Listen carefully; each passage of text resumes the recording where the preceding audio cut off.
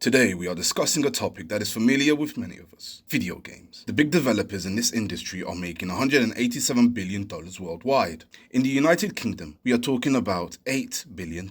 How is this possible? Well, millions and millions are buying these games. Fortnite is one of the most popular games globally. It is an online multiplayer with engaging gameplay, creative elements, and constant updates that makes it a favorite among players around the world. The global reach of this game, a few hundred of millions registered players, all joyful at first sight, or is it? Lately, these video games are under the crucial eyes of the public. One of the biggest complaints is the use of microtransactions. And the game award goes to, oh man, I have to pay a microtransaction to unlock. That's so stupid.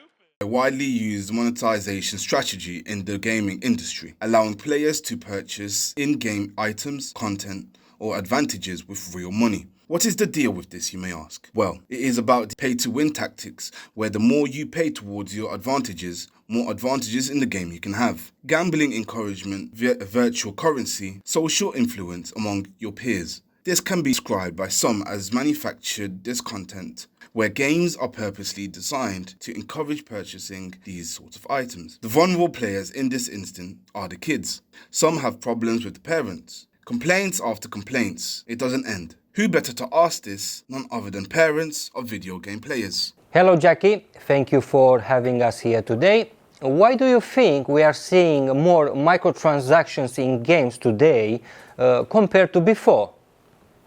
It's a lot to do with money. The business is now for it, new ways of gaming, competition over other companies and competitors, better gaming sites, and a lot easier to access. Hello Luis, thank you for having us here today.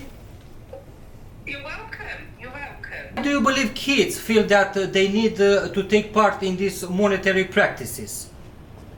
Well, it's addictive, isn't it? It's like a form of gambling, really. I think it's not a good thing for children. And because obviously they make it so that they need to purchase these things to perform the best they can in these games. So it becomes like an addictive thing, doesn't it? Because they want to be the best. What advice would you give to a parent who has a child with bad spending habits?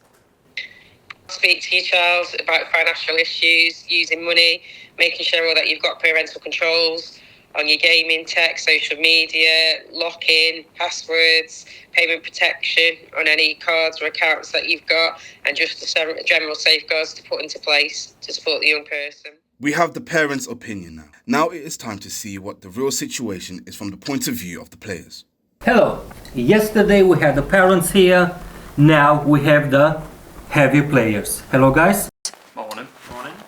Straight to the point, have you ever spent large sums of money in games, and if you have or haven't, why is that? When I was around 12, 13, new game had come out called Fortnite. Yeah. And there were a load of YouTube videos up where it was basically saying, if you do this thing, you get free V-Bucks for it. Yeah. It was saying, if you keep pressing X on the buy screen, you'll get the V-Bucks for free. Yeah. I ran through that and I ended up spending nearly £400 of my mother's money. How about do you think parents should be aware if you are playing a game with large amounts of microtransactions? They really should be aware of it, because at the end of the day, it's not the kid's money. To the kid, it's just an imaginary thing. The money it's no object to them. But yeah, you see it. Every kid has a phone nowadays, and normally it's their mom's phone. You can normally tell by the phone case. If it's their mom's phone, they're browsing a game. Normally it's like Angry Birds or like Bad Piggies or like Candy Crush. Yes. They're flooded with microtransactions, and every normal time their mom's credit card's always on there. Because nowadays you've got Apple Pay and Google Pay, which I'm very heavily against. That's why I keep my physical card on me. But there should be a limit. There should be like a passcode, ideally, or like a parental lock, or hell, just remove your card off your phone and put it in every time you want to buy something. Yes, it might be a pain, but at least you don't save your card details, so your child can eventually nick your money without them knowing the benefit of the doubt. But when you reach a more mature age, 15, 16, when you're kind of going into the real world, when you move from secondary school to college, you start to get a bit more responsibility in your life. Then that should be allowed a bit less easily because you've got like your own personal responsibilities. You know what money is. You know the value of it. Ladies and gentlemen, the heavy players, do we have a conclusion? Thank you for this.